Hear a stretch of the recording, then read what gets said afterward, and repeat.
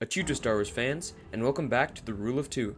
We are your hosts, Aiden and Jackson, and today we bring you on a trip across the galaxy to the most recent episode of The Mandalorian. We bring you on a trip across the galaxy to the most recent episode of Ahsoka. I keep messing it up. Sorry. We bring you on a trip across the galaxy to the most recent episode of the Book of Boba Fett. Chapter 6, From the Desert Comes a Stranger. If you thought we meant that the previous episode was the best episode of any Star Wars show, you would be wrong. In my opinion, Chapter 6 takes the reins as the greatest piece of Star Wars to come out in probably the last 10 years. All I have to say is thank you, Dave Filoni, for your amazing work. Without further fanboying, let's get into the analysis. What an incredible entrance to this episode. Immediately, we are greeted by an old friend, Cobb Vanth, who demands that a group of pikes delivering spice leave the Mos Pelgo territories. For those who have not heard of Cobb Vanth, he is the Marshal of Mos Pelgo and the former owner of Boba Fett's armor before he reacquired it in The Mandalorian Season 2. Din Djarin even collaborated with Vanth in Season 2 as they both teamed up with some Tuskens to kill a krayt dragon that had been ravaging Mos Pelgo. Back to the present day, Vanth tells the pikes that they can leave unharmed without any punishment, but they resist, making Vanth shoot 3 of the 4 down. Vanth demands that the last pike leave the spice with him, and the pike tell his superiors to never move spice through Mos Pelgo again. The pike leaves, and Vanth lets the powdery spice flow in the winds of Tatooine. After the title card, we see Din Djarin again in his N1 starfighter. He flies into a grassy planet where he receives a signal from freaking R2-D2. Only 5 minutes in, and this episode has gone crazy with cameos. Din then asks R2 where he can find Luke Skywalker, and that he is there to see Grogu. At this point, when I was watching, I felt like I was going to have a heart attack at 7 in the morning. As R2 takes him to somewhere or someone, you can probably infer this, Mando sees odd spider-like droids who are creating a structure made of stone. Immediately, I thought of the stone huts located on Ahch-To, where Luke went into hiding during the events of the sequel trilogy, and by the end of this, I don't think my connection was that far-fetched. For some unknown reason, R2 shuts down when with Mando, and the spider-like droids quickly create a bench for Din, which he decides to take a nap on. For this next scene, I had to pinch myself to make sure I was not dreaming. I'm still alive, right? You guys can hear me? Anyways, if I had not already suffered from a heart attack, then I must have here, since we got a full-on series of scenes of Luke Skywalker training Grogu. This is the Book of Boba Fett, correct? In their introductory scene, Luke and Grogu meditate. However, Grogu seems distracted as he uses the Force to pick up a frog and bring it over to his mouth. Luke stops him from doing so. However, this was only the first scene where it seems that Grogu is a little distracted from his teachings of the Force. Luke and Grogu go for a walk where Luke tells Grogu of someone who he was reminded of by this little goon guy, that being Master Yoda. Luke then helps Grogu remember parts of his past by using the Force. Now, this scene definitely proved that the fan service was cranked to 110% in this episode, but I support it to the fullest. We see through Grogu's eyes clones of the 501st shooting down Jedi during the Temple Massacre of Order 66. They start to advance on Grogu, but he is quickly taken out of the dream. It is at this point where Mando is startled by twigs breaking, and we see... Wait, hold up. Has my heart exploded yet? Let me check my pulse.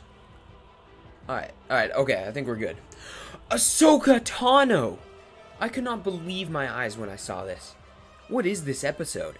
Anyways, Mando tells Ahsoka that he is here to give Grogu the gift, and to check up on him. Ahsoka invites Mando for a walk, where she tells him of the dangers of Grogu's attachment to Mando. When Mando sees Grogu and Luke meditating on a hill not far away, he and Ahsoka debate about whether Din is doing this for himself or for Grogu. This ends up being a pertinent theme of Grogu's choice between being a foundling or a Jedi. Mando decides that it would be best for Grogu if Mando was not seen. However, he insists that Grogu is given the Beskar armor made from Din's spear. Mando takes off, leaving Grogu watching him from a distance. We then get a scene reminiscent of The Empire Strikes Back, as Luke continues Grogu's training in a very similar way to how Yoda trained Luke on Dagobah. Luke tells Grogu his own version of Yoda's famous quote, "Do or do not, there is no try," and he runs through the forest with Grogu on his back, in the same manner that he carried Yoda on his back in The Empire Strikes Back. If I've not already made it clear, I love this episode, especially after this callback. Grogu even trains with the same training remote that Luke trained with in A New Hope. In these training sessions, Grogu shows his very strong use of the Force. Ahsoka arrives where Grogu is training to inform Luke about Mando's gift for Grogu. Luke tells Ahsoka that he worries if Grogu's heart is in it. Ahsoka replies with, "So much like your father." As most of you know, Ahsoka was first introduced to the Star Wars galaxy as Anakin Skywalker's apprentice. Anakin Skywalker, aka Darth Vader, is Luke Skywalker's father as well. For someone who grew up with both the Clone Wars TV show and the original trilogy, I could not have been happier for this interaction. Ahsoka leaves Luke, giving him some final inspiration, and it is unknown if they will ever see each other again. Mando, in his N1 starfighter, arrives on Tatooine and goes to Boba's palace to fulfill the promise he made to Fennec Shand at the end of the previous episode. In Boba's palace, Fennec is giving the gang, consisting of the cyborgs, Kersantin, Din Djarin, and the Gamorreans, a briefing about their imminent conflict with the Pike Syndicate. On the holomap, Fennec points out the spots where the Pikes have been gathering, and she expresses her worry about their lack of numbers.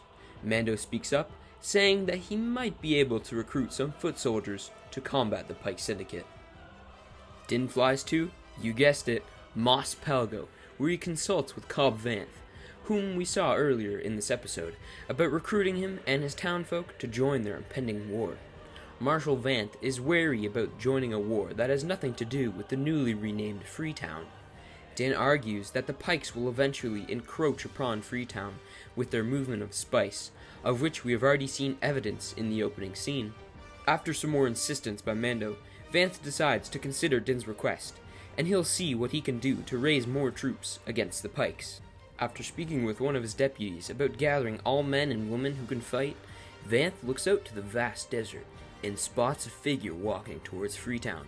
Worried, Vanth tells his citizens to head inside their houses, wanting to be on the side of safety. This figure is unrecognizable at first. However, we see the round brim hat, the dark brown overcoat, and the pale blue skin of the galaxy's most feared bounty hunter, Cad Bane. This was the breaking point of this episode for me. At this point, I had lost my mind.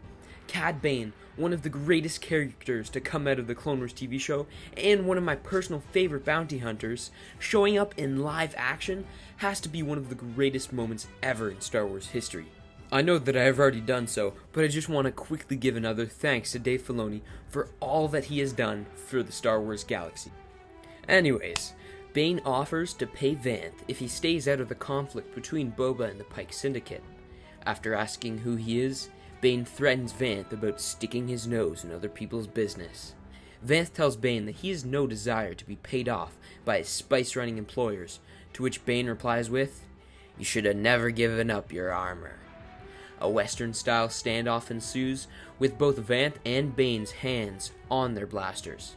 Vanth has no clue, though, that he is dealing with one of the most feared men in the galaxy, as Bane shoots Vanth in the shoulder and his deputy many times in the chest. Cad Bane leaves Freetown, warning the citizens that if the spice keeps running, they will be left alone. The show then cuts to two Pikes who walk into Garsa Fwip's cantina. They carry a bucket-looking device, placing it down in the middle of the floor. The duo leaves abruptly before getting a chance to drink, while the device blows up, destroying the cantina and leaving the fates of all inside unknown. This week's episode closes with Luke and Grogu sitting inside of the newly built temple we saw the spider-like droids constructing during Mando's visit.